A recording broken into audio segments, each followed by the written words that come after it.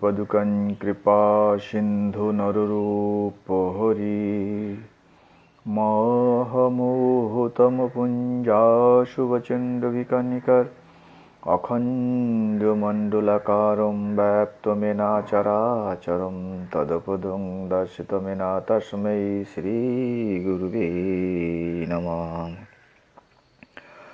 वन्द्यो बोधोमयो नित्यं गुरु शङ्कररूपिणं यामिश्रितैः वक्रोऽपि चन्द्रबन्धते ब्रह्मानन्दं परमसुखदं केवलज्ञानमूर्तिनं द्वन्द्वातीतं गगनसदृशं तत्त्वमस्यादिलक्ष्यम् एकं नित्यं विमलमचलं सर्वदिक्साक्षिभूतनं भावातीतं त्रिगुणरहितं सद्गुरुं नमामि।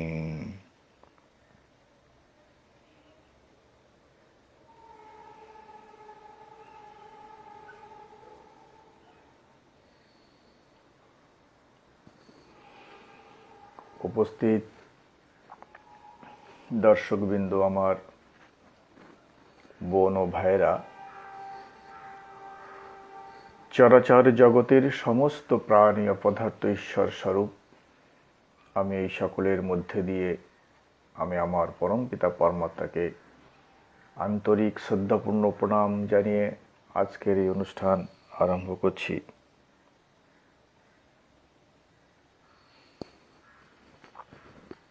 আমরা বিবেক পথের বিবেক বার্তার মধ্য দিয়ে সনাতন ধর্ম, মানব ধর্ম, সনাতন সত্য সমূহ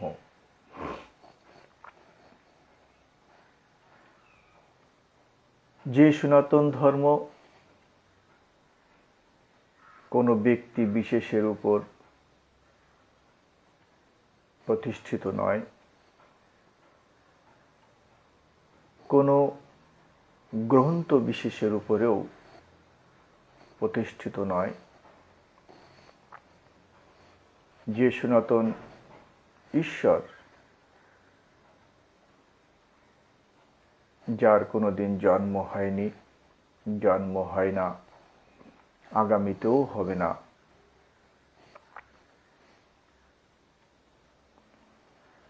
সেই সনাতন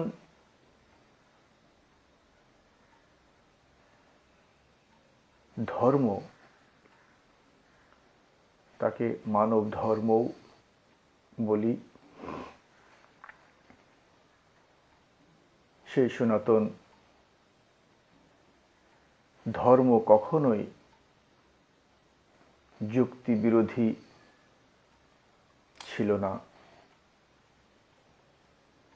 এখনো নেই, আগামীতেও থাকবে না। বিজ্ঞান, বাস্তব ও শ্রুতি শাস্ত্র বিরোধীও হবে না। যা প্রকৃত সনাতন ধর্ম, যে ধর্মের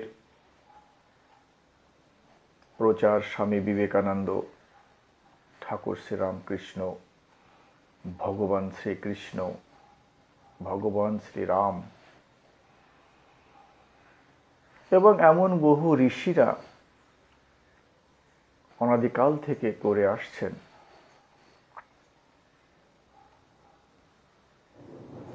সেই সনাতন ধর্ম সময়ে সময়ে লুপ্ত হয়ে যায়। আমরা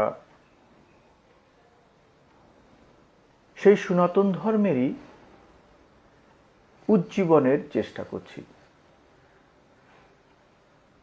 যা সময়ে সময়ে লুপ্ত হয়ে যায়। শাস্ত্র সে কথা বলে, আমরা শুধু কথার কথা বলি না, আমরা তথ্য প্রমাণ সহকারে বলি। শুধু বলিই না, আমরা তথ্য প্রমাণ অনুসারে সেই সত্যকে মানুষকে অবগত করিয়ে থাকি। ভগবান শ্রীকৃষ্ণ গীতার 4 অধ্যায় 2 শ্লোকে কথাটি বলেছেন যে অর্জুন, এই যে জ্ঞান, এই জ্ঞান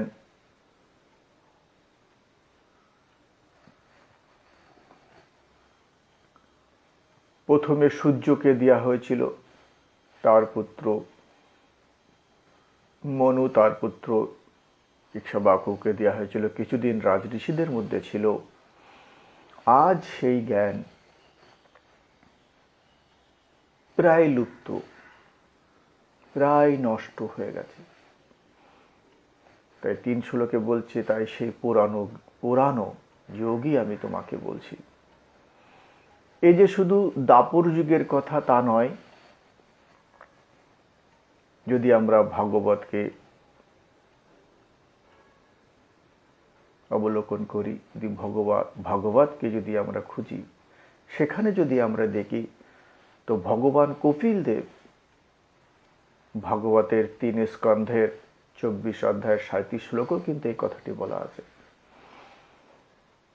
স্বয়ং ভগবান কপিল দেব কথা বলেছেন যে ভগবান সূক্ষ্ম তত্ত্ব, সনাতন যে সূক্ষ্ম তত্ত্ব বহুদিন কাল যাবৎ লুপ্ত হয়ে আছে, সেই সনাতন তত্ত্ব, সেই সনাতন সত্য, সনাতন ধর্ম সমূহকে উজ্জীবনের জন্য আমার আবির্ভূত হয়েছে। শ্রুতি পুরাণ তথ্য প্রমাণ করে যে সনাতন ধর্ম অত্যন্ত সূক্ষ্ম এবং অত্যন্ত দুর্বোধ্য। আর এই সনাতন তত্ত্বকে ধারণ করতে হলে, ধর্ম ধারণ করার বস্তু, সে সত্তাকে ধারণ করে, সমস্ত প্রাণীর মধ্যে আছে, কিন্তু একমাত্র মানুষই সেই সনাতন সত্যকে ধারণ করতে পারে, উপলব্ধি করতে পারে। কিন্তু তার একটা বিশেষ প্রক্রিয়া বা পদ্ধতি আছে। সেই পদ্ধতির মধ্যে দিয়ে গেলে, অনুশীলন করলে, যদি ব্যক্তির চারিত্রিক পবিত্রতা, যদি ব্যক্তি সেই সনাতন সত্যকে, সনাতন ধর্মকে ধারণ করতে চায়, উপলব্ধি করতে চায়, তার মৌলিক সত্যই হচ্ছে সেই ব্যক্তিকে চারিত্রিক পবিত্রতা অর্জন করতে হবে। তাকে সৎ, সত্যনিষ্ঠ, পবিত্র, অহিংসা, অপরিগ্রহ, লোভকে সম্বরণ, এই চারিত্রিক পবিত্রতা অর্জন করা কঠিন বিষয় অবশ্যই, কিন্তু দুরূহ নয়। এই চারিত্রিক পবিত্রতার অভাবের কারণে এই সনাতন সত্য বা সনাতন ধর্ম সময়ে সময়ে অবলুপ্ত হয়। এই যে সনাতন সত্য বা সনাতন ধর্ম, একে কিন্তু মানুষ বর্তমানে, শুধু বর্তমানেই কেন বলবো, অনাদিকাল থেকেই বয়ে আসছে, বিকৃতি হয়ে যায়। এখন যেমন মানুষ সনাতন ধর্মের নাম নিয়ে সনাতন ধর্মকে বিকৃত করে ফেলেছে। প্রত্যেক গোষ্ঠী, প্রত্যেক সম্প্রদায়, সেই সম্প্রদায়ের মানুষ যিনি এর প্রবর্তক, সেই গোষ্ঠীর মানুষ যিনি এর প্রবর্তক, তাদের মধ্যে সেই চারিত্রিক পবিত্রতার অভাবের কারণে তাদের নিজস্ব মতামত এবং নিজস্ব ইন্দ্রিয় এবং মন বুদ্ধি তৃপ্তির বশীভূত হয়ে নিজের মতো পথ অবলম্বন করেছে। কলিযুগে শ্রুতি শাস্ত্রের কথা কেউ বলবে না। এই কথাটি যে শুধু আমি বলছি তা নয়, কলিযুগে একজন সাধু সন্ত শিরোমণি তুলসীদাস, যিনি রামচরিতমানস অর্থাৎ তুলসীদাস রামায়ণ যিনি রচনা করেছেন, তিনি কথা বলে গেছেন যে কলিকালের যে ধর্মগ্রন্থ, কলিমল গ্রসে ধর্ম সব লুপ্ত ভয় ধর্মগ্রন্থা, লোভী দাম্ভী নিজ মত প্রকল্প করি নিকাটা বহুত পন্থা। তিনি বলছেন যে কলিকালের মানুষ এতটাই মলিনগ্রস্ত, মানসিকতা এতটাই নিম্ন পর্যায়ে নেমে গেছে যে যারা কলিযুগে সেই সনাতন ধর্ম সম্বন্ধীয় কথা বলে, তারা কেউ শ্রুতিশাস্ত্র, বেদ, উপনিষদ, গীতা, এমনকি ভাগবতের ভিতরে যে গূঢ় রহস্য, যে গোপন রহস্য, যে সূক্ষ্ম তত্ত্বের বর্ণনা, সেগুলো আর কেউ করে না। আর বলছেন যে লোভী ব্যক্তি শুধু ধন সম্পদ ঐশ্বর্যের লোভের বশীভূত হয়ে, পদের লোভের বশীভূত হয়ে তাদের মধ্যে অহং ভাবনার কারণে প্রত্যেকে নিজে মত সৃষ্টি করেছেন, আর সেই পথই মানুষকে বোঝাচ্ছে। সনাতনের আভাস বর্তমানে আমাদের চারিপাশে ধর্মের যে কথা আমরা শুনতে পাই, যে ধর্মের প্রচার হচ্ছে, যে ধর্ম নিয়ে মানুষ এত মাতামাতি করছে, এসবই সেই সনাতন ধর্মকে বিকৃত করে করা হচ্ছে। সনাতন থেকে আলাদা নয়, আবার সনাতনও নয়। যেমন আমাদের ঋষিরা বলে গেছেন যে জগৎ মিথ্যা, ঈশ্বর সত্য। সেই কথাটাকে আমরা এমনভাবে বলি যে জগৎ মিথ্যা নয়, আবার সত্যও নয়। তাহলে কেমন কথা? যা মিথ্যাও নয় আবার সত্যও নয়। হ্যাঁ, বুঝতে পারলে সহজ হবে। সবই বুঝার ব্যাপার। কে কতটা অনুধাবন করতে পারছেন, কার কতটা হৃদয়ঙ্গম হচ্ছে। সত্য বলে মনে হচ্ছে কিন্তু সত্য নয়, আবার সেটা মিথ্যাও নয়। একে বলা হয় আপেক্ষিক সত্য। আপেক্ষিক সত্য নিয়ে কিন্তু আমরা নাড়াচাড়া করছি। আর আমরা বিবেক বার্তার মধ্যে দিয়ে যে সনাতন ধর্ম স্বামী বিবেকানন্দ, ঠাকুর রামকৃষ্ণ, ভগবান শ্রীকৃষ্ণ প্রচার করে গেছিলেন, আমরা সেই ধর্মটাকে ধরে তুলি এবং তথ্য প্রমাণ সহ। সব থেকে বড় কথা, যা সনাতন হবে তা নিরপেক্ষ সত্য হবে। আর নিরপেক্ষ সত্য কখনোই যুক্তি বিরোধী হবে না, কখনোই বিজ্ঞান, বাস্তব এবং শাস্ত্র বিরোধী হবে না। সেই সনাতন সত্যকে যে জানা যায়, আমরা সেই সনাতন ধর্ম, মানব ধর্ম, সনাতন সত্য সম্বন্ধে শুধু কথা বলেই না,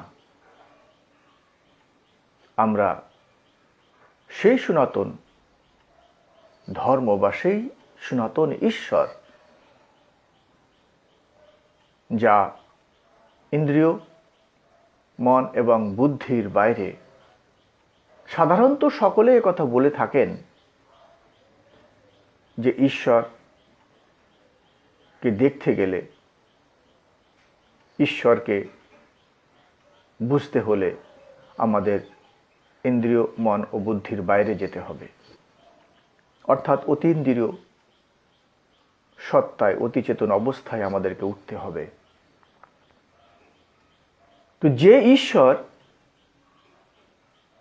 ইন্দ্রিয়, মন, বুদ্ধির গোচরে নয়, তবে সেই ঈশ্বরের নামও ইন্দ্রিয়, মন এবং বুদ্ধির গোচর হবেন না। আমরা কিন্তু দেখতে পাই আমাদের চারিপাশে যে সমস্ত ধর্মীয় মঠ, ধর্মীয় সংস্থা, সম্প্রদায় বা গোষ্ঠী, তারা যে সনাতন ধর্ম সম্বন্ধে বা সনাতন ঈশ্বর সম্বন্ধে যে কথাগুলি বলছেন, যে ঈশ্বরের নামকে আমাদেরকে অবগত করাচ্ছেন, সে সমস্ত সবই কিন্তু ইন্দ্রিয়, মন এবং বুদ্ধির গোচর এবং ইন্দ্রিয় দ্বারাই সেগুলোকে আমরা জপ করে থাকি বা নাম করে থাকি। যেমন চৈতন্য চৈতামৃতে এক জায়গায় উল্লেখ আছে, সংখ্যা নাম কীর্তন এই মহাযজ্ঞ মনে, তাহাতে দীক্ষিত আমি হই রাত্রি দিনে। সংখ্যা নাম কীর্তন, আর এটা হচ্ছে মহাযজ্ঞ, আর এই নামে দীক্ষিত বলা রাত্রি দিনে এটাই আমি করে থাকি। কি করেন না, বলছেন 3 লক্ষ নাম ঠাকুর করেন কীর্তন, নাম মহিমা উঠাইল পণ্ডিতের গণ। অর্থাৎ এই যে 24 ঘন্টা রাত্রি এবং দিনে 3 লক্ষ নাম জপ করবেন, এটা হচ্ছে মহাযজ্ঞ। রাম চৈতন্য চৈতামৃতে এই কথা বলা আছে। তাহলে এতে আমরা কি বুঝলাম, যে একজন ব্যক্তি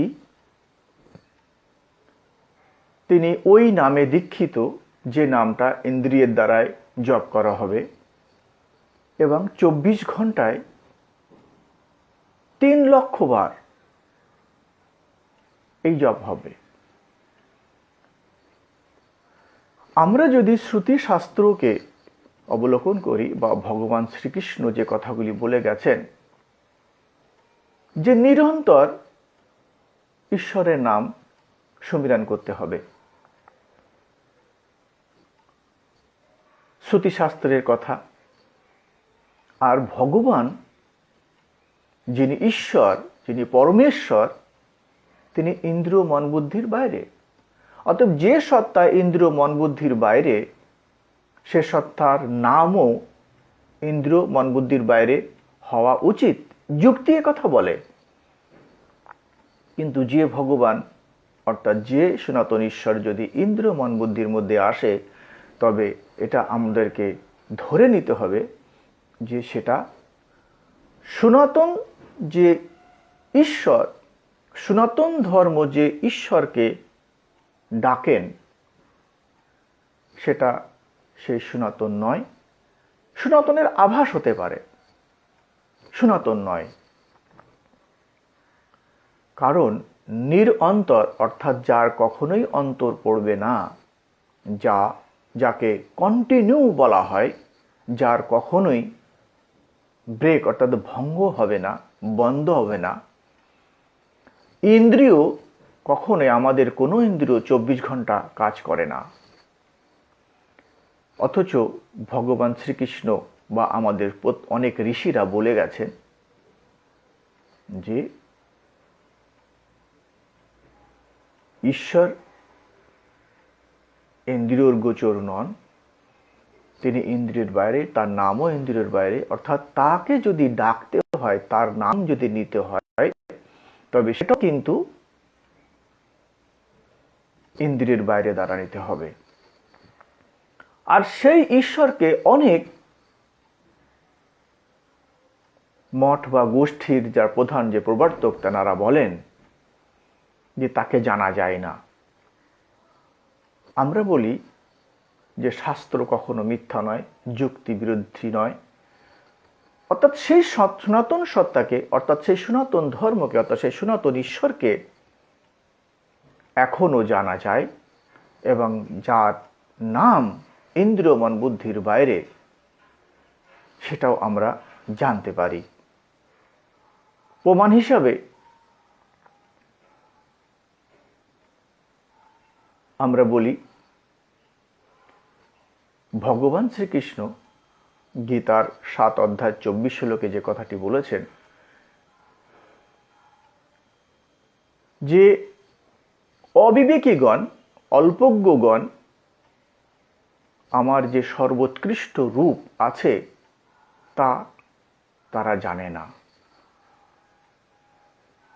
এই যে আমার প্রপঞ্চ ভৌতিকে যে মানব শরীর, তারা আমাকে এই মানব শরীর হিসাবেই এটাকেই বোঝে, কিন্তু এটা আমার বাস্তবিক স্বরূপ নয়। তাহলে যে সর্বোৎকৃষ্ট স্বরূপ ভগবানের, সে রূপটি কি এবং তার নাম কি, সেটাই কিন্তু ইন্দ্রিয়ের, মনের এবং বুদ্ধির অতীত অবস্থার সত্তা। আরও বলেছেন ভগবান শ্রীকৃষ্ণ গীতার 11 অধ্যায়ের 8 শ্লোকে, যে অর্জুন, তুমি এই যে প্রাকৃতিক যে নেত্র, তোমার যে বাহ্যিক যে চর্ম চক্ষু, এই চোখ দিয়ে তুমি আমাকে দেখতে পাবে না, দর্শন করতে পারবে না। অর্জুনকে যখন বিভূতি যোগের সম্বন্ধে বললেন ভগবান শ্রীকৃষ্ণ, অর্জুন ভগবান শ্রীকৃষ্ণের সমস্ত কথা শোনার পর বললেন যে প্রভু, আমার মোহ সমাপ্ত হয়েছে, আর আপনি যা কিছু বলছেন সব সত্য, সব আমি সত্য বলে মনে করি। এবার আপনি যদি মনে করেন যে আমি এই দেখার যোগ্য, তবে আমাকে সেই রূপ দর্শন করান। তখন কিন্তু ভগবান এই কথা বলেছিলেন 11 অধ্যায় 8 শ্লোকে, যে অর্জুন, তুমি এই চোখ দিয়ে আমাকে দেখতে পাবে না। তাহলে এই যে প্রাকৃতিক নেত্র দিয়ে যখন আমরা তাকে দেখতে পাবো না, তখন ভগবান শ্রীকৃষ্ণ, তোমাকে আমি দিব্য নেত্র দিচ্ছি, এক অলৌকিক চক্ষু দিচ্ছি, সেই চক্ষু দিয়ে তুমি আমাকে দেখবে। অর্থাৎ ভগবান শ্রীকৃষ্ণ অর্জুনকে কোন রূপ দেখিয়েছিলেন এবং তার নামটা কি।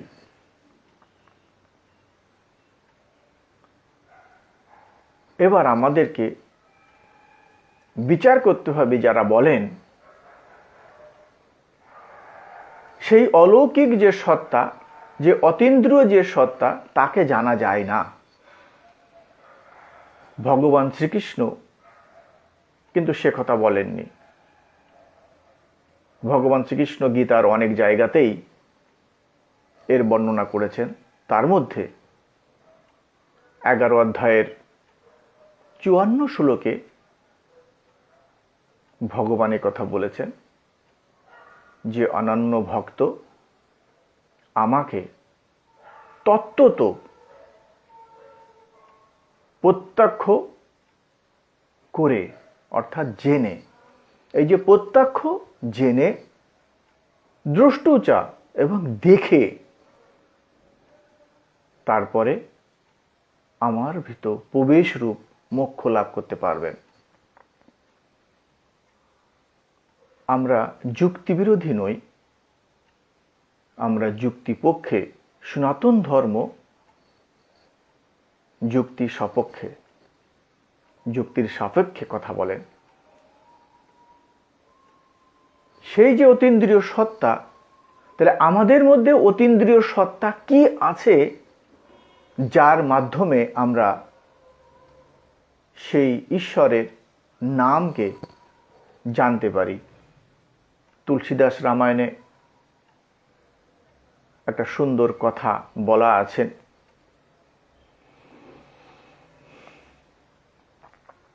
নাম লেত ভবসিন্ধু সুখাই করহ বিচার সুজন মনমাহি। ভগবান শ্রীকৃষ্ণ, এই ভগবান রাম সীতাকে উদ্ধার করবার জন্য যখন ভারত থেকে শ্রীলঙ্কা পর্যন্ত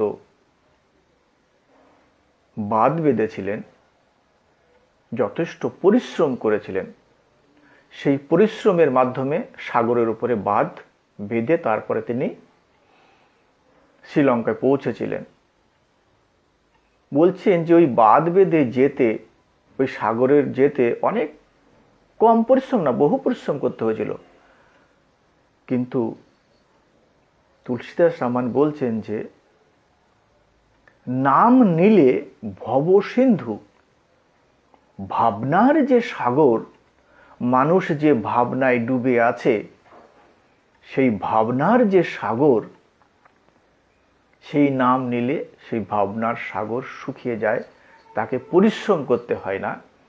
যেটা আমাদের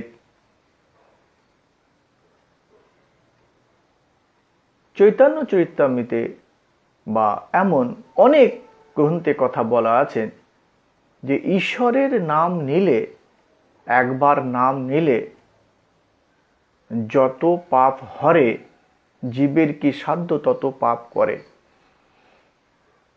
এই যে নাম নিলে, ঈশ্বরের নাম করলে আমরা পাপরহিত হব বা হয়ে যাই বা হবে, সেই নামটি সচরাচর প্রত্যেকে নিয়ে থাকেন, তবুও কেন পাপরহিত হয় না? আর সচরাচর যে মানুষে সেই নাম নিচ্ছেন, সেটা কিন্তু সনাতন যে ঈশ্বর, যে জন্ম মৃত্যুর পরে, জন্ম মৃত্যু রহিত, সেই ঈশ্বরের নাম নয়। কেন নয়? এই যে রাম চৈতন্য চৈতামৃতে যে কথাটি, যে 3 লক্ষ নাম ঠাকুর কি করেন কীর্তন, 3 লক্ষ নামের কীর্তন করেন। কখন? না 24 ঘন্টায়। যদি 24 ঘন্টায় যদি 3 লক্ষ নাম নেওয়া যেতে পারত, তাইলে এই যে 108 যে একটা মালা, সে মালার যে পুঁথিতে 108টা, এর প্রক্রিয়াটা কোত্থেকে এলো, কিভাবে এলো? এটা তো সেই হিসাবে আসে না, এটা যুক্তির মধ্যে আসে না। তার কারণ এই যে 108টা যে একটা সংখ্যার পরিসংখ্যা বেরিয়ে এসছে, এর পিছনে তো কোনো যুক্তি থাকা দরকার আছে। 3 লক্ষ যে নাম নিতে হবে, তার তো কোনো একটা যুক্তি থাকা দরকার আছে। সেটা যদি শ্রুতি শাস্ত্রের কোথাও উল্লেখ থাকে, কিন্তু শ্রুতি শাস্ত্রের কোথাও সেটা কিন্তু আমরা উল্লেখ দেখি না। কিন্তু শ্রুতি শাস্ত্রে একটা জিনিসের উল্লেখ আমরা পাই, যে প্রাণী 24 ঘন্টাতে 21,600 বার সে শ্বাস প্রশ্বাস গ্রহণ করেন। 21,600 বার। এই যে 24 ঘন্টাতে 21,600 বার যে না এই যে তার শ্বাস প্রশ্বাস চলে, এই শ্বাস প্রশ্বাসের উপরে নির্ভর করে প্রত্যেকটা প্রাণীর আয়ু নির্ধারিত হয়ে আছে। সে এক জীবনে কতবার শ্বাস প্রশ্বাস গ্রহণ করবেন। আর এই শ্বাস প্রশ্বাসের মধ্যে দিয়েই কিন্তু একমাত্র ঈশ্বর, যে সনাতন ঈশ্বর, যে সনাতন ধর্ম যে ঈশ্বরকে মানেন, যে কোনো ব্যক্তি বিশেষ নয়। যেমন সনাতন ধর্মের মানুষেরা যতগুলো ঈশ্বরকে মানেন, রাম, কৃষ্ণ, চৈতন্য মহাপ্রভু, রামকৃষ্ণ, বিষ্ণু, শিব, ব্রহ্মা, কালী, যত কিছু আছে সবই কিন্তু ইন্দ্রিয়ের দ্বারা হচ্ছে। আর এরা সবই কিন্তু সেই সনাতন ঈশ্বরের প্রতীক বিশেষ, আভাস। তো সেই সনাতন ঈশ্বর, যার জন্ম নেই, যার মৃত্যু নেই, সেই ঈশ্বরকে যদি আমাদেরকে ডাকতে হয়, সেটা কিন্তু অতীন্দ্রিয় সত্তার মধ্যে দিয়ে। আর সেই অতীন্দ্রিয় সত্তা হচ্ছে কিন্তু আমাদের শ্বাস প্রশ্বাস। ঈশ্বরকে, সেই সনাতন ঈশ্বরকে ডাকতে গেলে একমাত্র রাস্তা হচ্ছে শ্বাস প্রশ্বাস। এই শ্বাস প্রশ্বাস কিন্তু কোনো ইন্দ্রিয়ের দ্বারায় নয়। অনেকে বলতে পারে নাকের দ্বারায় তো নিহাচ্ছ, নাক তো একটা ইন্দ্রিয়। কিন্তু তাদেরকেও আমি এটাও পরিষ্কার করে বলে দিই, নাসা ইন্দ্রিয়ের কাজ হচ্ছে সুগন্ধ এবং দুর্গন্ধ গ্রহণ করা, কিন্তু শ্বাস প্রশ্বাসের কোনো কিন্তু সুগন্ধ বা দুর্গন্ধ বলে কিছু নেই। আর শ্বাস প্রশ্বাসটা কিন্তু কোনো ব্যক্তি নিজের ইচ্ছা খুশি মতন চালাতে পারে না। এই শ্বাস প্রশ্বাস প্রত্যেকটা প্রাণীর মধ্যে 21,600 বার কিন্তু চলে। এবার আমরা যদি 12 ঘন্টা ঘুমাই আর 12 ঘন্টা যদি আমরা জেগে থাকি, তাহলে একে অর্ধেক যদি করে দেওয়া হয়, তো 21,600 অর্ধেক হচ্ছে 10,800। এবার এই 10,800 ডান দিকে যে দুটো শূন্য আছে, যদি আমরা হাজারটাকে বাদই দিয়ে দিই, অন্তত পক্ষে 10,800 বার ঈশ্বরের সুমিরন অর্থাৎ স্মরণ করা যেতে পারে, করা উচিত। কিন্তু মানুষ যদি সেটা নাও পারে, হাজারটাকে যদি আমরা তুলে দিই, তবে 108 থাকে। কম করে 108 বার যেন ভগবানকে স্মরণ করা হয়। এই জন্য কিন্তু 108। এই যে 108 বার, এটা কিন্তু শুধু একমাত্র শ্বাসের মধ্যে, এই শ্বাস প্রশ্বাসের মধ্যে দিয়েই নেওয়া যেতে পারে ঈশ্বরের যে নাম। তাহলে সনাতন যে ঈশ্বরের যে নাম আমরা জানি, এ নাম যা ভগবান শ্রীকৃষ্ণ গীতাতে উল্লেখ করে গেছেন, আমরা যদি গীতার 5 অধ্যায় 27 শ্লোককে দেখি, সেখানেও কিন্তু এই কথা তিনি বলছেন যে আমাদের এই যে শ্বাস প্রশ্বাস সম করে,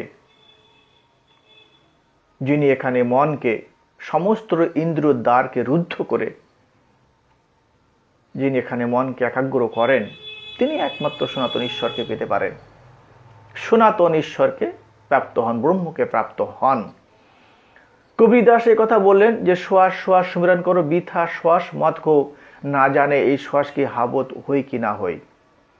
কারণ এই শরীর যদি একবার শ্বাস প্রশ্বাসকে ছেড়ে দেয়, শ্বাস প্রশ্বাস যদি শরীরকে ছেড়ে দেয়, তবে কিন্তু এই শরীর দেওয়ার শ্বাস প্রশ্বাস নেওয়া যাবে না, ঈশ্বরের নাম নেওয়া যেতে পারে না। তাহলে আমরা যে কথাটি বলছিলাম, যে সনাতন সত্য, যা যুক্তি বিরোধী নয়, বিজ্ঞান বিরোধী নয়, বাস্তব বিরোধী নয় এবং শাস্ত্র বিরোধীও নয়, সেই সনাতন ধর্মকে মানুষ বর্তমানে বিকৃত করে নিজের স্বার্থসিদ্ধির জন্যে তাকে প্রচার করছেন। আমাদের মধ্যে যারা এই সনাতন সত্যকে উপলব্ধি করতে চান, জানতে চান,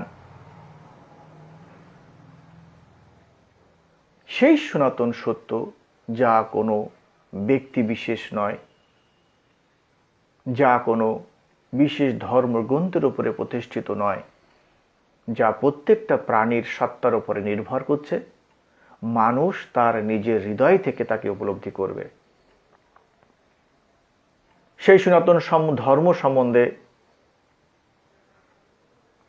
স্বামী বিবেকানন্দ ঠাকুর শ্রী রামকৃষ্ণ বর্তমান কলিযুগে তিনি প্রচার করে গেছেন। সেই যে পথ, সেই পথ অত্যন্ত দুরূহ, অত্যন্ত সহজ, আবার অত্যন্ত সহজ হওয়ার কারণে মানুষ এটাকে সহজেই গ্রহণ করতেও পাচ্ছেন না। আমরা সেই পথ বলার চেষ্টা করছি, মানুষকে অবগত করাচ্ছি। মানবোত্থান সেবা সমিতি হরিদ্বারের প্রধান কার্যালয় পশ্চিমবঙ্গে কলকাতা, শিলিগুড়ি, মালদাতেও আশ্রম আছে।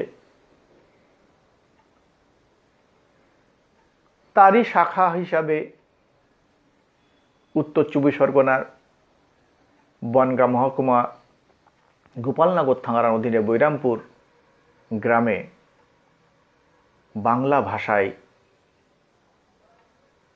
শ্রী শ্রী রামকৃষ্ণ বিবেকানন্দ সেবাশ্রমে এর মাধ্যমে সেই সনাতন সত্য, সনাতন ধর্ম, মানব ধর্ম, সনাতন সত্য সমূহকে আমরা অবগত করিয়ে থাকি। শুধু বলি না, আমরা অবগত করিয়ে দিই। বিবেক পথের মধ্যে দিয়ে, বিবেক বার্তার মধ্যে দিয়ে যে সামাজিক গণমাধ্যম, যাকে সোশ্যাল মিডিয়া বলে, আজ বিজ্ঞানের যে চমৎকার, এই যে চমৎকার, এটাও কিন্তু সেই সনাতন ধর্মের বিকাশ। প্রাচীনকালে ঋষিরা জায়গায় জায়গায় বিশেষ বিশেষ ক্ষেত্রে ঋষিরা একত্রিত হয়ে এই সনাতন সত্যকে মানুষকে অবগত করাতেন, যাকে সৎসঙ্গ আখ্যা দেওয়া হয়েছে। আমাদের ঋষিরা কখনোই বলেনি, তারা কখনোই বলেননি শাস্ত্র পাঠ করতে, বেদ পড়ো, গীতা পড়ো, ভাগবত পড়ার কথা তারা কখনোই বলেননি। সনাতন যে ঋষি, যারা সেই সনাতন সত্যকে উপলব্ধি করেছিলেন, যারা সেই সনাতন সত্যকে ধারণ করেছিলেন, তারা বলে গেছিলেন সাধু সঙ্গ করো, সাধু সঙ্গ করো, সাধু সঙ্গ করো। চৈতন্য চরিতামৃতেও কিন্তু এই কথাগুলি বলা আছে যে সাধু সঙ্গের মাধ্যমেই কৃষ্ণরতি উপর্যয় হয়। সাধু সঙ্গের মাধ্যমেই কিন্তু কৃষ্ণের প্রেমের উদয় হয়। কিন্তু সাধু সঙ্গ কোথায় হচ্ছে সেটা এখন, তখনকার দিনে যে ঋষিরা জায়গায় ক্ষেত্রে ক্ষেত্রে একত্রিত হয়ে যে সৎসঙ্গের কথা বলতেন, তো বিজ্ঞানের যে সেই সনাতন ধর্মেরই যে বিকাশ মাত্র আজ এই গণমাধ্যম, সেই গণমাধ্যমের মাধ্যমে মানুষকে সেই সনাতন সত্যের সন্ধান পৌঁছে দেওয়া হচ্ছে। তো গতদিনের বিবেক বার্তার মধ্যে দিয়ে স্বামীজির যে সন্দেশ ছিল, আধ্যাত্মিক, নৈতিক, সামাজিক উন্নতির ভিতরে যে একত্বই রয়েছে, তা যদি আমরা ধরতে পারি, আমরা জানতে পারি, ওটা একই পদার্থের বিকাশ মাত্র, তবে ধর্ম আমাদের সমাজে প্রবেশ করবে, আমাদের জীবনের